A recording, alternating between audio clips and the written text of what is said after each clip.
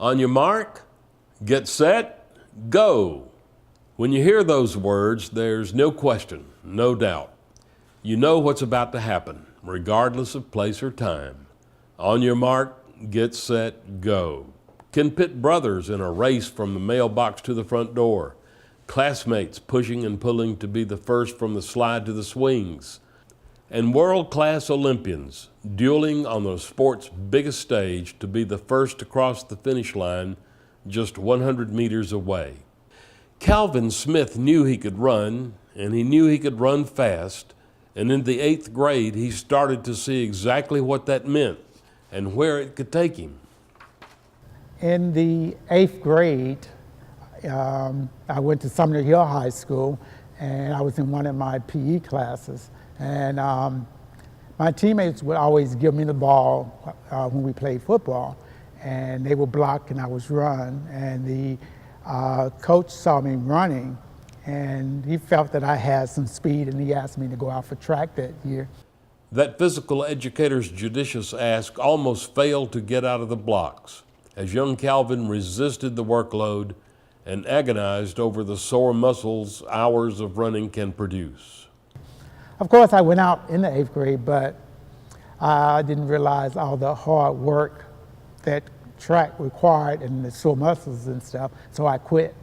But I went back the next year and stayed with it, and I'm glad I did. He couldn't be blamed for his inexperience with athletics, as he was the first in his family to pursue it. Was he or your mother either one athletic?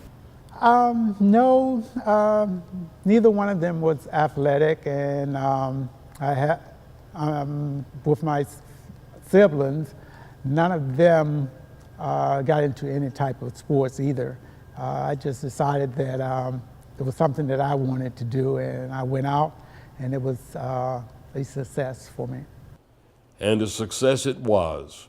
Returning to the track team his freshman year at Bolton's Sumner Hill High School. In his first full season of varsity track, Smith won the state title as a high school freshman in what was then the 220-yard dash. By the time he was a senior, he set a Mississippi high school 100 meters record that would stand for nearly 33 years. His blazing prep times earned the attention of Wayne Williams, then assistant coach at the University of Alabama. Smith accepted a track scholarship with the Crimson Tide.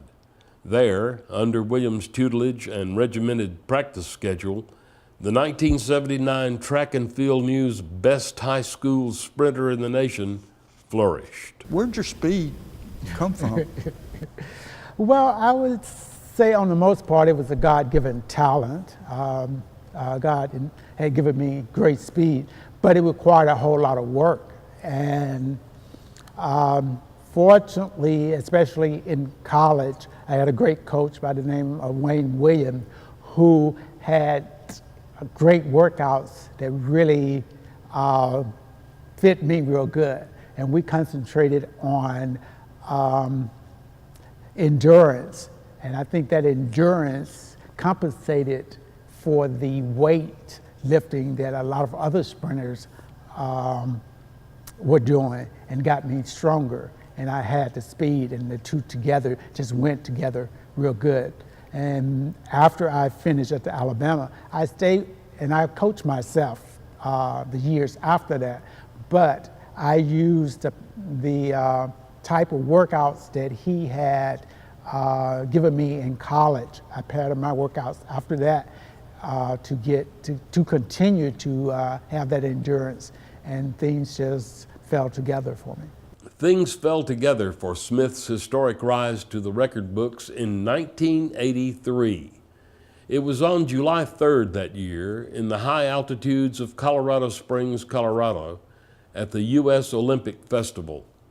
By his own admission, Smith was not even supposed to be competing that night, but he blazed a record-breaking run of 9.93 seconds. That improbable night saw Smith usurp Jim Hines' previous record of 9.95. That record had stood for 15 years. Hines had been the first track athlete to break the 10-second barrier. In 1983, I set the world record in Colorado Springs, Colorado, and that was at the U.S. National Sports Festival. In fact, that was a meet that I was not supposed to go to, because when I went to the U.S. trials, I got third. And for the South, well, for each area, they take two individuals. And it was Carl Lewis and one of my teammates, Emmett King, that were chosen, that was from the South, and they were chosen to represent the South, but both of them chose not to go. So they asked me that I wanted to go to the meet, and I just said, yes, I'll go. And I was tired and wasn't sure if I really wanted to go, but I just took some rest. I just rest because I had a long, hard college season. And so I said, I'll just go and run and work on a few things. And it was the best decision that I could have ever made. My main objective was to try to execute different parts of my race. And basically what I did, I just, I was relaxed because I was feeling good because I had, like I said, I took some time off to rest from a long college season.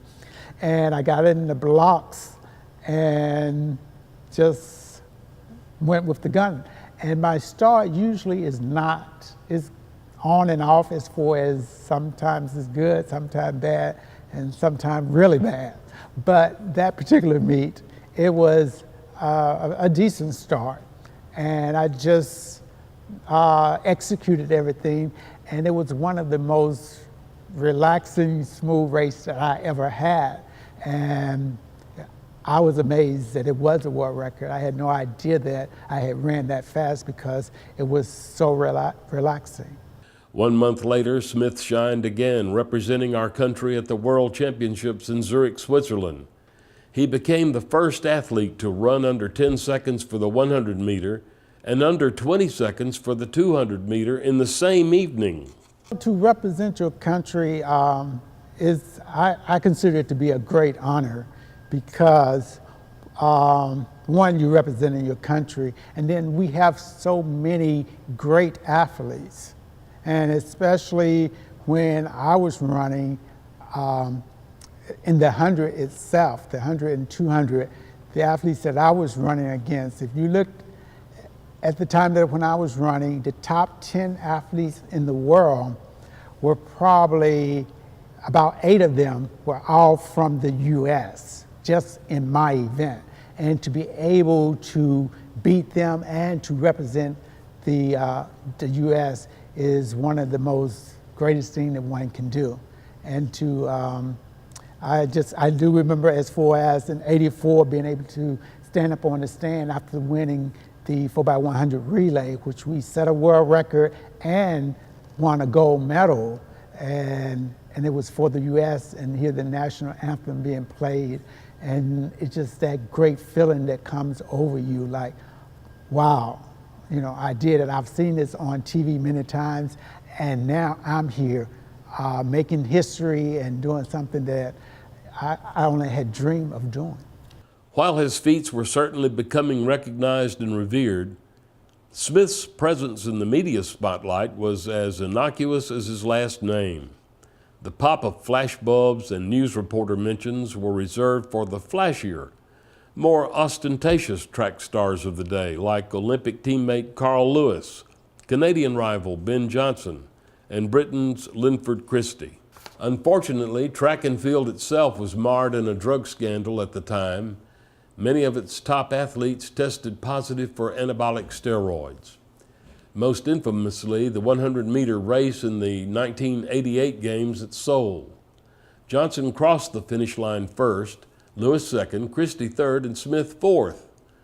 Johnson tested positive for anabolic steroids, elevating Smith to the bronze medal, which he received underneath the stadium without ceremony a day later.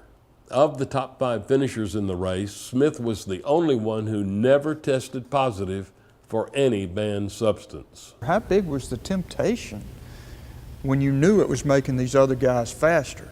Well, one, I always felt that I was going to be, and I knew I was going to be drug free. I wanted to do it the right way, and drug was not an option. And it just only made me train harder to try to beat them. It's that unyielding work ethic, uncompromising belief, and magnolia pride that has sustained Smith as one of the greatest of the sport and heralded him as one of Mississippi's finest sportsmen. Please welcome your newest and fastest Mississippi Sports Hall of Fame inductee, Calvin Smith.